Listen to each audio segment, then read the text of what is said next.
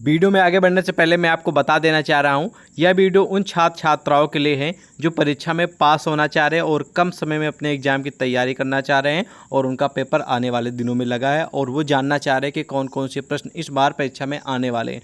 तो आपको वीडियो को पूरा ज़रूर देखना है।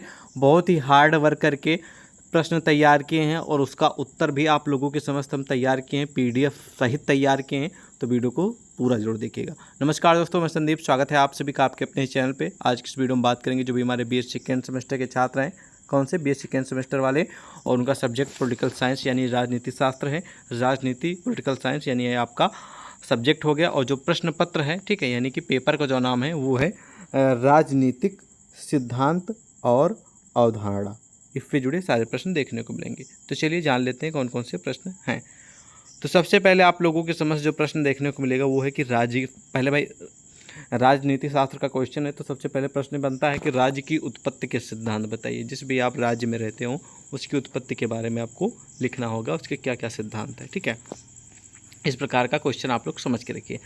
तो राज्य की उत्पत्ति के बारे में आपको लिखना है कि राज्य की उत्पत्ति का सबसे प्राचीन और एक काल्पनिक सिद्धांत है। राज्य की उत्पत्ति का यह सबसे, यानी कि कौन सा भी मैं आपको बता रहा हूँ, यह सबसे प्राचीन और काल्पनिक सिद्धांत है जिसका नाम है दैवीय सिद्धांत, ठीक है। दैवीय सिद्धांत जो है वो राज्य की उत्पत्ति का सबसे प्राचीन और काल्पनिक सिद्धांत है। यह इस मान्यता पर आधारित है कि राजा ईश्वर की रचना है। राजा पृथ्वी पर ईश्वर का प्रतिनिधि है। राजा के माध्यम से ईश्वर पृथ्वी पर शासन करता है। राजा अपनी शक्ति ईश्वर से प्राप्त करता है और केवल ईश्वर के प्रति उत्तरदायी होता है, ठीक है। तो ये है राज्य की उत्पत्ति का सिंपल सा सिद्धांत, ठीक है। तो इस प्रकार आप लोग इसका उत्तर लिखेंगे। एग्जाम्पल के लिए मान लीजिए कि आपके स्टेट में, मान लीजिए जैसे उत्तर प्रदेश में मुख्यमंत्री आदित्यनाथ योगी जी हैं, तो वो जो रूल्स अपनाएंगे, जो नियम कानून बनाएंगे, उन्हीं को जनता को फॉलो करना होगा, ठीक है। और उसी तरह यहाँ पर बताया गया है कि पहले जो होता था वो राजा होता था, राजा ईश्वर से प्रार्थना करता था या फिर भगवान ही राजा को बनाते थे कि हाँ आपको ये कार्य करना है, ऐसे करना है। एक दूसरे का टचअप रहता था, ठीक है, एक दूसरे से संपर्क रहता था, ऐसा मान के चलिए, ठीक है। तो ये पूरा का पूरा उसी पे आधारित है। आप पढ़ लेंगे और तैयार कर लेंगे। ये महत्वपूर्ण प्रश्न है। राज्य की उत्पत्ति से जुड़ा जो सिद्धांत को लेकर क्वेश्चन ही आएगा ज़रूर। अगला क्वेश्चन कि भाई राज्य के कार्य बताइए। तो राज्य के कुछ कार्य हैं वो जान लेते हैं, ठीक है। और सबसे पहला जो कार्य है वो आप लोगों को समझता है कि बाह्य आक्रमणों से रक्षा करना, ठीक है। दूसरा है आंतरिक शांति व्यवस्था, न्याय व्यवस्था, सार्वजनिक व्यवस्था, सार्वजनिक स्वास्थ्य, उत्पादन में वृद्धि, ठीक है। इस सब का अर्थ आप लोग अच्छे से जानते होंगे, ठीक है। मुझे पूरा भरोसा आप लोग बहुत ही स्मार्ट और टैलेंटेड स्टूडेंट हैं, लेकिन आपको ये जानना जरूरी है कि कौन से प्रश्न आएंगे परीक्षा में, वो आपको तैयार करना है, ठीक है। अगला प्रश्न है कि स्वतंत्रता क्या है भाई। तो स्वतंत्रता के बारे में जान लेते हैं। तो स्वतंत्रता जो है ना, जिसको आप लोग कभी कभी बोलते हैं फ्रीडम, ठीक है। जो स्वतंत्रता है, यह शब्द अंग्रेजी के लिबर्टी शब्द से बना है, जिसकी हिंदी रूपांतरण अर्थ है बंधनों का अभाव या मुक्ति या अपनी इच्छा के अनुसार कार्य करना। तो स्वतंत्रता का सिंपल सा मतलब यही हुआ, हम फ्रीडम हैं, हम पूरी तरह स्वतंत्र हैं, हम पूरी तरह से मुक्त, ठीक है। मुक्ति मतलब कि मुक्त युक्त, मतलब कि हम कुल मिला के किसी बाउंडेशन में नहीं है, ना बंधक हैं। हम अपनी इच्छाओं पे कहीं जा सकते हैं, कुछ कर सकते हैं, कुछ खा सकते हैं, कुछ भी ले सकते हैं, ठीक है। तो पूरी तरह स्वतंत्र है, उसी को बोला जाएगा स्वतंत्रता। ओके, नेक्स्ट प्रश्न आप लोगों की समझ आ गया है। राजनीति शास्त्र जो है सरकार से संबंधित है, किस प्रकार है वो आपको बताना है। तो इसका उत्तर आप लोगों के समझ मैंने प्रस्तुत कर दिया है, ठीक है। राजनीति विज्ञान पॉलिटिकल वह विज्ञान है जो मानव के एक राजनीतिक और सामाजिक प्राणी होने के नाते उससे संबंधित राज्य और सरकार दोनों संस्थाओं का अध्ययन करता है। राजनीति विज्ञान अध्ययन का एक विस्तृत विषय या क्षेत्र है। मतलब कि अगर आपको कुछ जानकारी चाहिए राजनीति के क्षेत्र में, तो राजनीति विज्ञान है, ये बहुत बड़ा अध्ययन का और बहुत ही बड़ा विस्तृत विषय और क्षेत्र है, जहाँ से आप बहुत सारी चीज़ें जानकारी ले सकते हैं, इसके बारे में सीख सकते हैं, ठीक है। तो इस प्रकार प्रश्न देखने को मिल सकता है कि राजनीति शास्त्र सरकार से संबंधित है, किस प्रकार है वो आपको बताना है, ठीक है। ये देखो, ये प्रश्न हो गया और उत्तर मैंने आपको नीचे बताया। अब भाई नेक्स्ट प्रश्न है कि राज्य के तत्व बताइए। तो भाई राज्य के तत्व, प्रश्न आ सकता है कि राज्य के प्रमुख तत्व बताइए या फिर राज्य के तत्व के बारे में बताइए। तो ये प्रश्न हो गया और उत्तर यहाँ पर आप लोगों के समस्त प्रस्तुत है। ठीक है, देख पा रहे हैं आप लोग, लिखा है कि डॉक्टर गवर्नर के अनुसार राज्य के 4 आवश्यक तत्व हैं। पहला है मनुष्यों का समुदाय, ये एक तत्व हो गया। दूसरा आपका आ गया एक प्रदेश जिसमें अस्थायी रूप से निवास करते हैं, एक प्रदेश जिसमें वे अस्थायी रूप से निवास करते हैं। तीसरा आ गया आंतरिक संप्रभुता तथा बाहरी नियंत्रण से स्वतंत्रता। नंबर 4 हो गया जनता की इच्छा को कार्य रूप में परिणत करने हेतु एक राजनीतिक संगठन। तो ये कुछ प्रमुख तत्व हैं। देखिए, तो एक मनुष्यों का समुदाय होता है, आप सभी को मालूम है कि काफ़ी लोगों का ग्रुप जिसको आप बोलते हैं, ठीक है, समुदाय एक तरीके से। एक प्रदेश जिसमें अस्थायी रूप से वे निवास करते हैं, भाई राज्य है तो उसमें लोग रहते ही हैं, निवास करते हैं। ठीक है, अगला है आंतरिक संप्रभुता तथा बाहरी नियंत्रण से स्वतंत्रता, यानी कि किसी प्रकार का उनका डर और अभाव नहीं है ठीक है, बाहर से पूरी तरह वो फ्रीडम है, स्वतंत्र है। जनता की इच्छा को कार्य रूप में परिणत करने हेतु एक राजनीतिक संगठन भी है। ठीक है, जनता को कोई, मान लीजिए कोई समस्या है या फिर कोई योजना है तो राजनीति क्षेत्र या फिर जो गवर्नमेंट है वो मैनेज करती ही है, आप सभी को मालूम है। ठीक है, तो ये एक तत्व हो गया।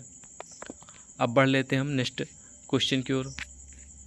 नेक्स्ट क्वेश्चन की राजनीति विज्ञान और इतिहास, ठीक है, के बारे में आपको बताना है, एक दूसरे में संबंध बताना है। ठीक है, राजनीति विज्ञान और इतिहास में क्या संबंध है। ठीक है, ये क्वेश्चन बनता है, राजनीति विज्ञान और इतिहास में संबंध। तो इसका उत्तर आप लोगों के समझते यहाँ पर हमने प्रस्तुत किया है। लिखा है कि राजनीति विज्ञान इतिहास से गहराई से जुड़ा हुआ है क्योंकि अतीत के पैटर्न भविष्य का संकेत प्रदान करते हैं। वर्तमान को समझने और भविष्य की भविष्यवाणी करने के लिए अतीत की घटनाओं का अध्ययन करने और उन्हें भविष्य में विस्तारित करने से बेहतर कोई मार्गदर्शक नहीं हो सकता।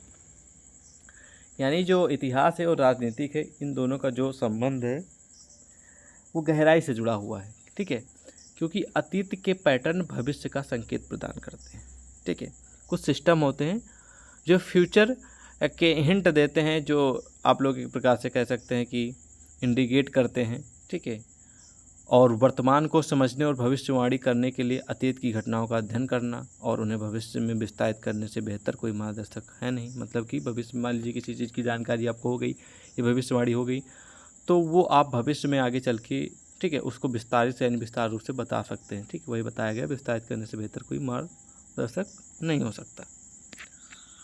अगला प्रश्न आप लोगों को समझते हैं कि कल्याणकारी राज्य की अवधारणा, ये भी महत्वपूर्ण प्रश्न है। एक एक क्वेश्चन, चुनिंदा क्वेश्चन रखे हैं, एक एक क्वेश्चन टॉप लेवल के मैंने आप लोगों के लिए तैयार करके रखे हैं। ठीक है, प्रश्न ये है कि आपने ऊपर पढ़ा, क्या पढ़ा कि कल्याणकारी राज्य की अवधारणा किसे कहते हैं या फिर क्या है, या फिर टिप्पणी लिखिए। ऐसा प्रश्न बन सकता है एग्जाम में। तो मेन आपको कल्याणकारी राज्य की अवधारणा पॉइंट पकड़ के चलना है। क्या कल्याणकारी राज्य की अवधारणा आपको बताना क्या है। तो इस परिभाषा से यह स्पष्ट है कि लोक कल्याणकारी राज्य का उद्देश्य जनता के संपूर्ण विकास तथा सामाजिक, आर्थिक तथा राजनीतिक न्याय की स्थापना करते हुए अवसर तथा, ठीक है, प्रतिष्ठा की समानता स्थापित करना है। यह व्यवस्था समाज आधारित व्यवस्था है जहां व्यक्ति नहीं बल्कि समाज लोकनीति के केंद्र में होता है, जिसको हम लोक कल्याणकारी राज्य के नाम से जानते हैं। ठीक है, तो आपको राज्य का जो कल्याणकारी राज्य उसकी परिभाषा, अवधारणा इस प्रकार लिखना है। ठीक है, ये भी महत्वपूर्ण है। अगला प्रश्न है कि सूची किसे कहते हैं, या फिर आप लोग कभी कभी क्वेश्चन हो सकता है लिस्ट किसे कहते हैं, लिस्ट प्रणाली। ठीक है, लिस्ट प्रणाली किसे कहते हैं या सूची। इसका उत्तर लिखना कि आनुपातिक प्रतिनिधित्व का यह दूसरा प्रकार है। इसके अंतर्गत प्रत्येक मतदाता से कहा जाता है कि वह व्यक्तिगत उम्मीदवारों में चुनाव न करके उम्मीदवारों की उन सूचियों में चुनाव करें जो विभिन्न दलों या संगठनों द्वारा प्रस्तुत की गई हैं। बेल्जियमिया में 1899 में यही तरीका अपनाया गया था। बेल्जियमिया जो एक देश है, ठीक है, इसमें। तो ये सूची प्रणाली कोई खास महत्वपूर्ण प्रश्न नहीं है, कभी कदार आ जाता है और हमेशा नहीं आता, तो आप इसके बारे में तैयार भी कर सकते हैं। इसका उत्तर आप लोग, और मन चाहे तो आप लोग इसको इग्नोर भी कर सकते हैं। उदारता या फिर उदारतावाद किसे कहते हैं। ठीक, उदारवाद। ठीक है, उदारवाद या फिर उदारतावाद। उत्तर है कि उदारवाद या विचारधारा है जिसके अंतर्गत मनुष्य को विवेकशील प्राणी मानते हुए सामाजिक संस्थाओं को मनुष्यों की सूझबूझ और सामूहिक प्रयास का परिणाम समझा जाता है। उदारवाद की उत्पत्ति को 17वीं शताब्दी के प्रारंभ से देखा जाता है या फिर देखा जा सकता है। जॉन लॉक, जो कि एक आप लोग कह सकते विद्वान हैं, उदारवाद का जनक माना जाता है। ठीक है, जॉन लॉक को, जो कि विद्वान है, इनको उदारवाद का फादर माना जाता है, यानी कि पिता माना जाता है, जनक माना जाता है। तो इस प्रकार इस प्रश्न का उत्तर लिखेंगे, महत्वपूर्ण ये भी है। अगला क्वेश्चन कि भाई एकात्मक शासन किसे कहते हैं, इसके बारे में जानते हैं, या फिर एकात्मिक प्रणाली किसे कहते हैं। तो इसका उत्तर आपको लिखना है कि एकात्मक प्रणाली राजनीतिक संगठन की एक प्रणाली है जिसमें संघीय राज्य के विपरीत अधिकांश या सभी शासकीय शक्ति केंद्रीकृत सरकार में रहते हैं। इस प्रणाली के अंतर्गत या तो सरकार का केवल एक स्तर होता है या उप इकाइयाँ, ठीक है, या फिर उप इकाइयाँ केंद्र सरकार के अधीनस्थ होती हैं, यानी कि उसके अंडर होती हैं, उसके बीच होती, वो ही मैनेज करता है। ठीक है, तो इस प्रकार आप एकात्मक प्रणाली या फिर एकात्मक संगठन के बारे में आप लिखेंगे। ठीक है, एकात्मक शासन के बारे में। अगला प्रश्न है कि क्या राजनीति विज्ञान को विज्ञान कहा जा सकता है, ये प्रश्न है। इसका भी उत्तर जान लेते हैं। उत्तर है कि राजनीति विज्ञान वह विज्ञान है जो मानव के एक राजनीतिक और सामाजिक प्राणी होने के नाते उससे संबंधित राज्य और सरकार दोनों संस्थाओं का अध्ययन करता है। राजनीति विज्ञान अध्ययन का एक विस्तृत और बड़ा क्षेत्र है।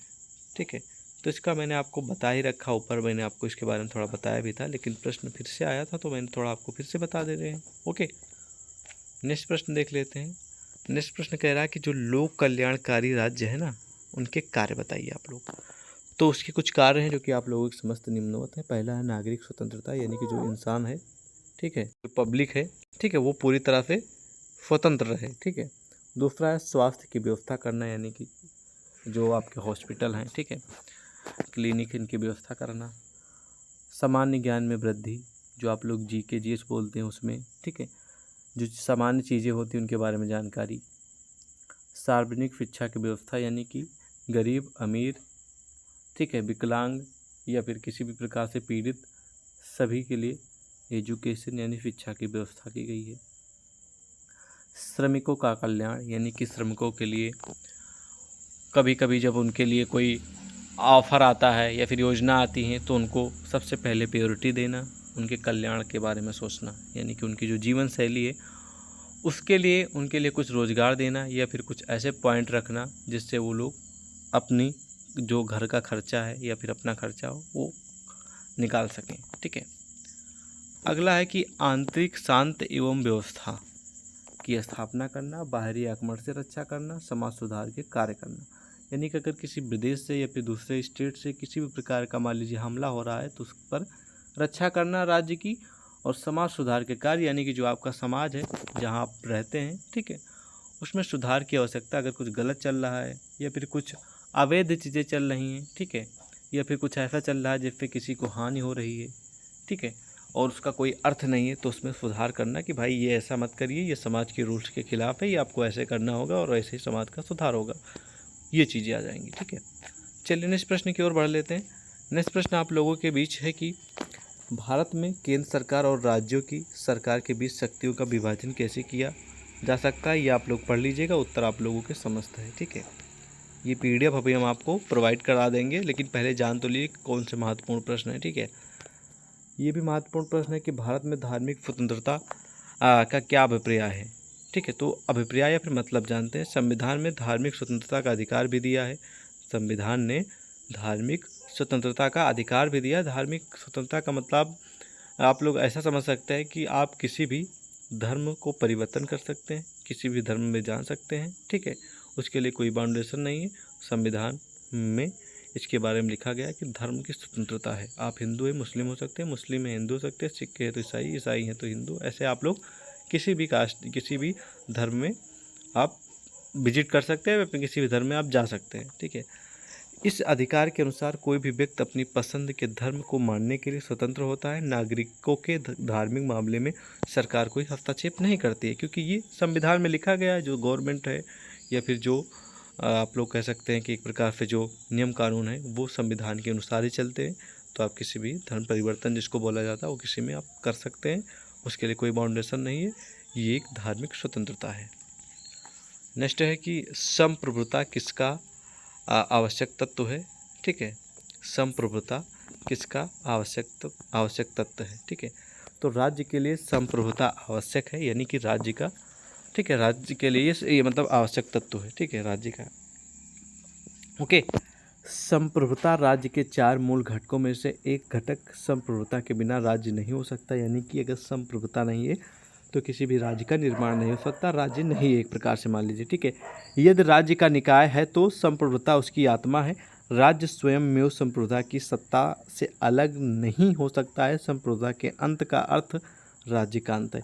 मतलब संप्रभुता नहीं है तो राज्य नहीं है, संप्रभुता नहीं है तो राज्य का अंत है। ठीक है, एक प्रकार से मान लीजिए कि आपके बॉडी में, शरीर में सांस का काम करता है संप्रभुता। अगर सांस नहीं तो बॉडी किसी काम की नहीं है। ठीक है, ओके, चलिए नेक्स्ट क्वेश्चन देख लेते हैं। नेक्स्ट क्वेश्चन कह रहा है कि राज्य की उत्पत्ति का सबसे प्राचीन सिद्धांत, मैंने आपको पहले बता रखा था ऊपर ही, कि दैवीय सिद्धांत है। ठीक है, जिसके अनुसार यह माना जाता है कि राज्य की स्थापना आरंभ में ईश्वर द्वारा हुई है। ठीक है, राज्य की उत्पत्ति जो है वो दैवीय सिद्धांत है और यह सबसे प्राचीन है। और ये भी माना जाता है कि जो मतलब कि राज्य की उत्पत्ति है या राज्य की स्थापना है वो शुरुआत में भगवान के द्वारा की गई, ईश्वर के द्वारा की गई है। ओके, नेक्स्ट प्रश्न है कि लोकतंत्र या फिर प्रजातंत्र के बारे में बताइए।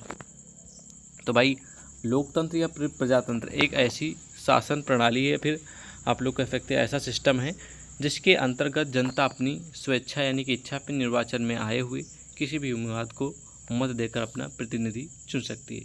एग्जाम्पल के लिए मान लीजिए आपके गाँव में, या फिर मान लीजिए कि इलेक्शन है, 2024 का इलेक्शन आप लोगों का होने वाला है। ठीक है, ठीक है, आप लोग जो ये वाला इलेक्शन, आप लोग कौन सा इलेक्शन समझ रहे हैं, मतलब आपका चाहे प्रधानी का हो सकता है, वो फिर स्टेट का हो सकता है, फिर केंद्र का।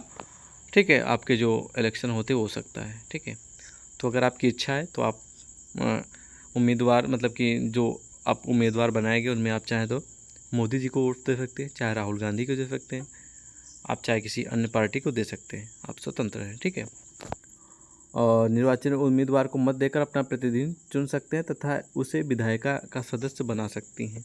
ठीक है, लोकतंत्र 2 शब्दों से मिलकर बना है, लोक प्लस तंत्र। लोक प्लस तंत्र है। लोक का अर्थ होता है जनता, पब्लिक, तथा तंत्र का अर्थ होता है शासन। ठीक है, जनता का शासन। ठीक है, तो इस प्रकार आप लोग लिखेंगे लोकतंत्र के बारे में, जिसको प्रजातंत्र भी कहा गया है। ठीक है, तो इस प्रकार आप लोग इसका उत्तर लिखेंगे। महत्वपूर्ण प्रश्न है, राज्य की उत्पत्ति के संबंध में शक्ति सिद्धांत, एक सिद्धांत जिसका नाम जैसे दैवीय सिद्धांत था, इसी तरह एक शक्ति सिद्धांत है, इसके बारे में भी जान लेते हैं। इसका उत्तर लिखना है कि इस सिद्धांत के अनुसार राज्य और शासन शक्ति पर आश्रित है। शक्ति से तात्पर्य बल प्रयोग से है। जब बलवानों ने अपनी शक्ति द्वारा निर्बलों को अपने अधीन कर लिया तब राज्य की उत्पत्ति हुई। शक्ति सिद्धांत के अनुसार मानव विकास के आरंभ में कुछ शक्तिशाली मनुष्यों ने निर्बल मनुष्यों को अपने अधीन कर लिया था, यानी कि जो स्ट्रॉन्ग थे बॉडी से, उन्होंने दुर्बल या फिर जो गरीब या फिर जो छोटे लोग थे उनको अपने कब्जे में या फिर अपने अधीन कर लिया था, वही बताया जा रहा है इसमें। ठीक है, नेक्स्ट प्रश्न है कि नारीवाद से क्या आशय है। फिर नारीवाद से आप क्या जानते हैं, यहाँ पर आशय होना चाहिए था, वो गलती से यहाँ पर आशा लिख गया, तो आप इसको इग्नोर करेंगे। ठीक है, आशय। तो नारीवाद एक या अवधारणा है कि समाज पुरुष दृष्टिकोण को प्राथमिकता देता है और इन पितृसत्तात्मक समाजों में महिलाओं के साथ भेदभाव और अन्याय होता है। इसका लक्ष्य महिलाओं के लिए पुरुषों के समान शैक्षिक, वृत्तिक और पारस्परिक अवसर और परिणाम स्थापित करना शामिल है जो पुरुष के समान हो। कहने का मतलब ये है कि पुरुषों पे ज़्यादा ध्यान दिया जाता है, वो कुछ भी कर सकते हैं, कहीं भी आ जा सकते हैं, कुछ भी पढ़ सकते हैं, कुछ भी नौकरी कर सकते हैं, जबकि महिलाओं ऐसा नहीं कर सकती हैं, वो घर में रहें, घर का काम काज करें। ठीक है, ये बताया गया है। लेकिन अब आज का जो सिस्टम चल रहा है इसमें नारी को यानी कि महिलाओं को बहुत ज़्यादा हर क्षेत्र में इनको बढ़ावा दिया जा रहा है कि मतलब किसी भी प्रकार से वो पुरुषों से कम ना रहें, उनके बराबर रहे और उनसे ऊपर जाने के प्रयास करें, यानी कि हर क्षेत्र में इनकी अपॉर्चुनिटी दी जा रही है महिलाओं को। नेक्स्ट प्रश्न है कि संप्रभुता की परिभाषा दीजिए भाई। तो संप्रभुता के बारे में जान लेते हैं। ठीक है, संप्रभुता है उत्तर की संप्रभुता का अर्थ है कि कोई देश अपने आंतरिक और बाहरी मामलों में पूर्ण रूप से स्वतंत्र है और किसी विदेशी सत्ता के अधीन नहीं है। वह देश अपनी नीतियों को बनाने तथा उन्हें लागू करने में पूरी तरह से स्वतंत्र है। किसी दूसरे देश के उसके आंतरिक तथा बाहरी मामलों में कोई हस्तक्षेप न करे। ठीक है, तो आप लोगों ने जाना कि जो संप्रभुता है इसका जो अर्थ होता है वो है किसी देश, ठीक है, कोई देश अपने आंतरिक और बाहरी मामलों में पूर्ण रूप से स्वतंत्र है। कोई भी देश हो, चाहे भारत हो कोई अन्य देश हो, सभी आंतरिक रूप से और बाहरी रूप से पूरी तरह स्वतंत्र है। ठीक है, किसी विदेश सत्ता के अधीन नहीं है। मतलब किसी की विदेश मतलब कोई सरकार, तो ये नहीं कि हम दूसरे देश के गवर्नमेंट पे भरोसा करके चल रहे हैं, हम दूसरे गवर्नमेंट जो कहेगी वही करेंगे, तो हम किसी पे भरोसा नहीं करते। हम आंतरिक और बाहरी दोनों मामलों में स्वतंत्र हैं। ठीक है, और बाकी आप लोग पढ़ लेंगे। ठीक है, अगला है कि संसदीय सरकार की मुख्य विशेषताएं बताइए। ठीक है, ये भी उत्तर आप लोगों को समझते हैं, ये भी महत्वपूर्ण एग्जाम के लिए आ जाता है। अगला है बहुलवाद के बारे में पढ़ लेंगे, बहुलवाद भी एक महत्वपूर्ण टॉपिक है। ठीक है, ओके, चलिए नेक्स्ट प्रश्न देखते हैं। नेक्स्ट है कि कानून की परिभाषा, ये भी महत्वपूर्ण प्रश्न है। कानून की परिभाषा सिंपल क्वेश्चन है लेकिन एग्जाम के लिए महत्वपूर्ण है, तो मैंने आप लोगों के समक्ष प्रस्तुत किया है। अगला प्रश्न है कि बहुलवादी व्यवस्था क्या है, फिर बहुलवादी प्रणाली के बारे में। ठीक है, तो बहुलवादी प्रणाली एक ऐसी राजनीतिक व्यवस्था है जिसमें एक देश के अंदर विभिन्न राजनीतिक पार्टियां चुनाव में भाग लेती हैं और जिस पार्टी को जनता बहुमत प्राप्त होता है वह सत्ता में आ जाती है। बहुदलीय व्यवस्था का मतलब आप लोग एक प्रकार से समझ लीजिए, मान लीजिए उत्तर प्रदेश में जब इलेक्शन होता है तो इसमें बहुत सारे जो पार्टियाँ हैं, जैसे कि ठीक है आपका बीजेपी हो गया, सपा हो गया, कांग्रेस हो गया, और ठीक है और बसपा हो गया, ये बहुत सारी पार्टियां भाग लेती हैं। ठीक है, और इन पार्टियों में से जिसको जो उम्मीदवार है या फिर आप लोग कह सकते हैं जो जनता है वो जिसको ज़्यादा वोट देती है वही बहुमत प्राप्त होता है और वही सत्ता में, यानी वही सरकार, वही सरकार बनाती है अपनी। ठीक है, तो ये उसी से जुड़ा क्वेश्चन है। इसी तरह द्विदलीय व्यवस्था में भी मतलब कि वैसे ही से जुड़ा क्वेश्चन, दो दल की सरकारें। ठीक है, भीतर राजनीति समझ लेते हैं इसके बारे में। ठीक है, चलिए दो दलीय प्रणाली के बारे में। तो दो दलीय प्रणाली एक दल प्रणाली है जहां दो प्रमुख राजनीतिक दल सरकारों के भीतर राजनीति को प्रभावित करते हैं। दो दलों में से आमतौर पर एक के पास विधेयक में बहुमत होता है और प्रायः बहुमत या शासक दल कहा जाता है, जबकि दूसरा अल्पमत या विपक्ष दल कहा जाता है। ठीक है, तो इस प्रकार आप लिखेंगे, द्विदलीय और एक दलीय के बारे में पढ़ लेंगे। ठीक है, तो ये पूरा का पूरा जो महासंग्राम वीडियो थी, जो महासंग्राम क्वेश्चन थे टॉप लेवल के, आप लोगों के समझ प्रस्तुत किए। इसकी जो PDF हम आपको टेलीग्राम व्हाट्सएप पे प्रोवाइड कर देंगे, लेकिन आपको लोग उसके लिए मैसेज करना होगा हमें। ठीक है, और बाकी मिलते हैं नेक्स्ट वीडियो में। जय हिंद।